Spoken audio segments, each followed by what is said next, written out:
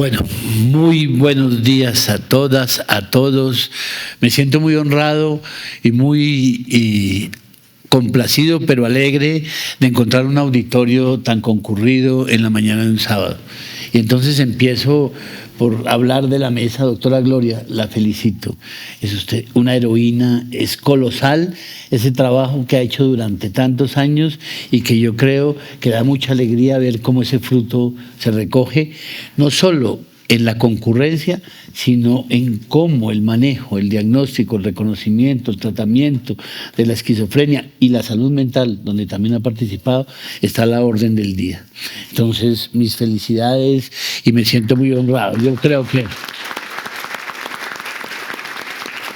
lo segundo, la doctora Olga Lucía Velázquez. Me siento notablemente complacido de compartir con ella. Llevamos muchas lunas, no digamos cuántas, pero empujando el tema de la salud mental. Lo volvió un motor de su causa, un proyecto de vida, y por eso yo creo que el reconocimiento local y nacional que tiene por algo que nos compromete a todos, como es la salud mental, es ese reconocimiento. Doctora Olga Lucía, muchas gracias y me honro de estar aquí.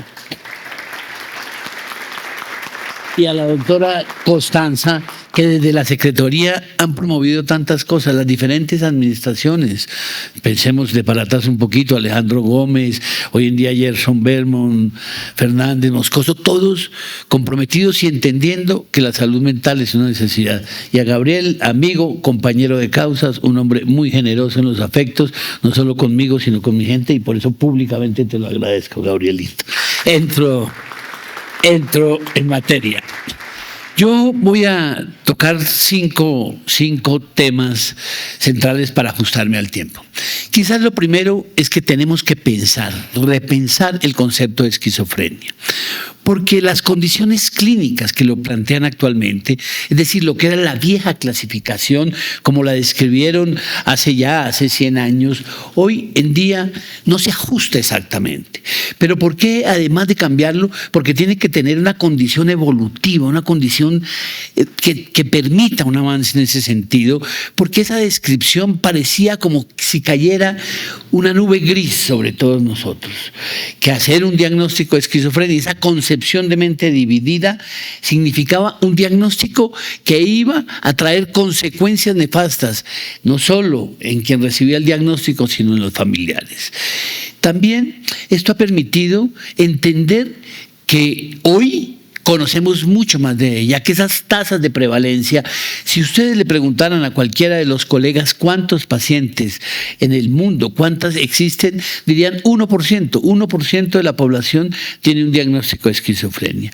Yo creo que con la aparición de los nuevos psicofármacos, con la comprensión y los manejos de un trabajo interdisciplinario, aquí me acompaña la doctora Saavedra, que luego la escucharán, que ha hecho un trabajo comprometido en este sentido, con la visión de un equipo transdisciplinario, interdisciplinario, hemos cambiado la concepción. Hoy en día tenemos que mirar que quien tiene un diagnóstico de esquizofrenia tiene un diagnóstico como cualquiera de los diagnósticos de una enfermedad física o una enfermedad mental.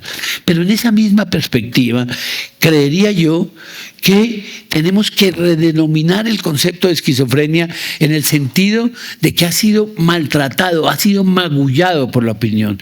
Entonces dicen que el futbolista es esquizofrénico, que la economía está esquizofrénica, se ha usado de todas las maneras. Y por eso hemos generado un movimiento que ya tiene una fortaleza académica en ese sentido, que es generar un intento de cambiar la denominación, enfrentando dos de los grandes retos en los que todavía estamos rezagados. La lucha contra el estigma, es decir, tenemos y no podemos desfallecer en la lucha contra el estigma, y seguramente los japoneses nos dieron un paso hace 20 años hacia adelante, llamándolo trastornos de desintegración, y una segunda situación es que permita quizás abarcar una serie de grandes cuadros. Cuando surgió la concepción clínica de esquizofrenia y psicosis maníaco-depresiva, era porque teníamos muchas limitaciones conceptuales, claridad en las enfermedades, y hoy en día sabemos que son cosas distintas y por eso hablamos de trastorno del espectro de la psicosis, que allí cabrían muchas cosas, habría muchas particularidades y quizás cobijaría a muy buena parte de la población. Entonces, en ese sentido, yo creo que en las fortalezas académicas hemos intentado caminar en esa dirección, pero no solo eso, sino comprendiendo más de lo que sucede en términos biológicos de la esquizofrenia. Hoy en día, tener la posibilidad de hacer un diagnóstico temprano, una intervención precoz, cambia radicalmente el futuro de las personas que tienen un trastorno del espectro esquizofrénico o un trastorno del espectro de la psicosis. Y en ese sentido hemos promovido y motivado desde hace mucho tiempo un concepto que se cayó en desuso, que era la visión de los pródromos, es decir, como esa sensación de malestares de que algo iba a suceder. Tenemos algunas motivaciones, desde la Secretaría de Salud nos promovieron un trabajo en este sentido. Hoy en día hablamos de estados de ultra alto riesgo, es decir, son esos chicos que en unas edades tempranas empiezan a tener unas manifestaciones particulares que terminan incidiendo en la conducta.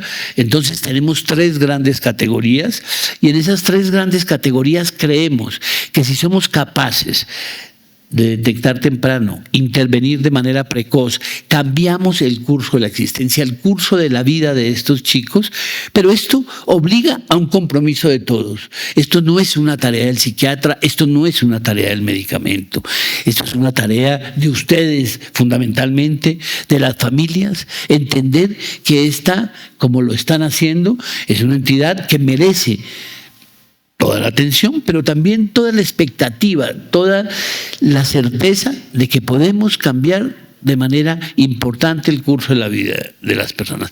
En esas 3 grandes categorías los hemos organizado en esos estados de ultra alto riesgo, y creemos que estamos trabajando, y quizás sea un reto, seguramente la doctora Olga Lucía lo tendrá concebido en toda la estructura de la ley, que serían los primeros episodios, es decir, la persona, el chico que debute con un primer episodio, que es un drama sustancial para las familias.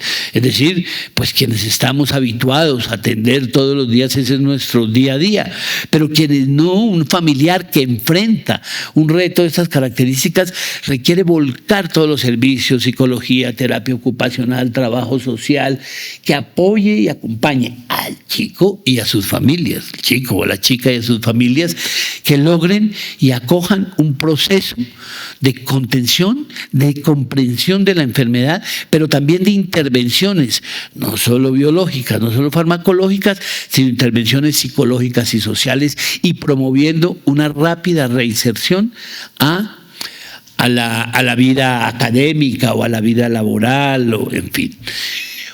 Cuarto punto que me parece sustancial es que tenemos que garantizar la posibilidad del acceso al tratamiento. Y existen diferentes perspectivas. Yo creo que antes hablar de salud mental era quizás una actitud vergonzante, era para hablarla detrás de los pasillos, para dejar los temas debajo del tapete. Hoy en día, por fortuna y mucho por la tarea de todos ellos, tenemos el tema de salud mental en la agenda del día, en la agenda no solo del mundo académico donde estaba antes, sino en los medios, en la política diaria, en las decisiones de la política. Y en ese sentido debemos garantizar el acceso de los tratamientos, que el paciente reciba lo que necesita cuando lo necesita, hasta cuando lo necesite. Y en ese sentido, creo que el marco de la política tiene una intención orientada. Uno, que existe una visión de salud mental, es decir, cómo generamos los espacios de convivencia, de bienestar, donde todos tengamos las particularidades de encontrar razones de ser de nosotros mismos y enfrentemos los escollos.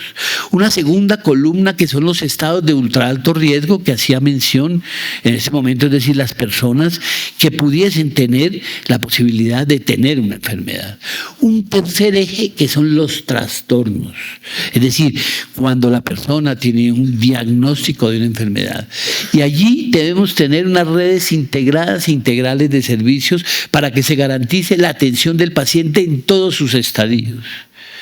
Y un cuarto espacio que es supremamente crucial, y en eso la doctora Gloria ha sido una pionera, y es que tengamos la posibilidad de tener una rápida reinserción del paciente en el mundo académico, en el mundo laboral. Es decir, lo que se conoce como rehabilitación. Pero la rehabilitación no es solo conseguir trabajo. Tenemos que generar equipos que hagan rehabilitación cognitiva. Es decir, hoy en día todo el mundo tiene un aparatico de estos en sus manos.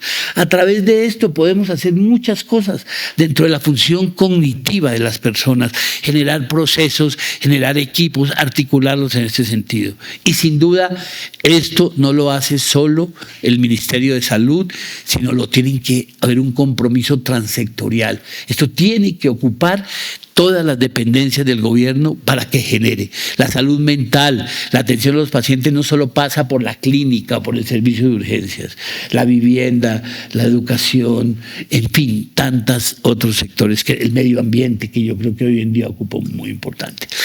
Y quizás para cerrar, algo que nació como una idea embrionaria.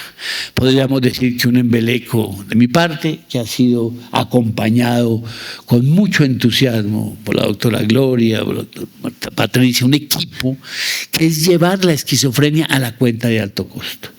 Pero claro, cuando todo el mundo dice la cuenta de alto costo es porque llevamos las patologías que son más costosas. Y quizás ahí es donde está la deformación.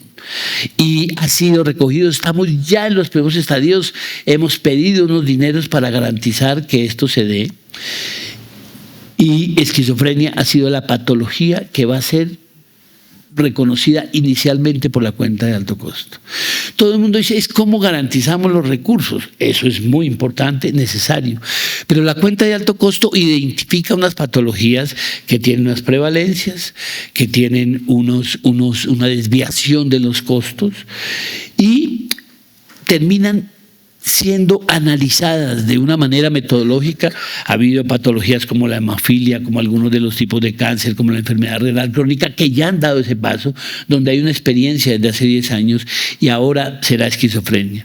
Pero en realidad el desenlace, casi como el desenlace clínico de una medida de estas características, lo que trae es una mejoría de la calidad de la atención. A la cuenta de alto costo deben reportar todas las aseguradoras, tanto del contributivo como del subsidiado. Entonces vamos a hacer un censo de salud mental inicialmente para que estas tasas de prevalencia de las patologías, porque allí sí es un verdadero censo. El 99% de los pacientes están dentro de esos aseguradores, pero tenemos 4 columnas fundamentales que es donde hemos generado un grupo de expertos. Uno primero, que es el diagnóstico. Tenemos muchas diferencias y estoy seguro que cuando diga esto muchos pensarán, un colega dice que es una esquizofrenia, otro dice que es un esquizoafectivo, otro dice que es un bipolar, otro dice que es un trastorno de personalidad, otro dice que es el consumo de sustancias. Eso nos va a homogenizar el diagnóstico. Vamos a tener tratamientos mucho más precisos, organizados y orientados por una serie de guías que van a permitir escalar y garantizar la posibilidad del manejo de la atención. El mantenimiento, porque todos sabemos que estas patologías no son de hoy a mañana, sino que requieren una continuidad, pero el mantenimiento del tratamiento tiene que tener intervenciones farmacológicas, que cada vez hay más novedosas, pero también requiere intervenciones psicosociales, que ahora pongamos una inyección para el tratamiento cada 3 meses o cada mes o cada 6 meses, como en algunas oportunidades, no solo es poner la inyección, sino que este paciente o este chico o este ciudadano reciba una atención constante y permanente en términos de intervenciones psicosociales. Y poder medir los desenlaces clínicos, la mejoría, que no solo sean las rehospitalizaciones, sino los desenlaces clínicos no esperados, es decir, cómo esa mejoría impacta en la vida laboral, en la vida personal, en fin. Con todo esto, yo creo que estamos trabajando, gracias al compromiso de todos ustedes, gracias al compromiso de mis compañeros de mesa, de quienes me van a seguir, que han sido personas consagradas y comprometidas en este proceso, y sin duda creo que sobre este camino podemos discutir de muchas cosas para dejar abierto el debate. Muchas gracias.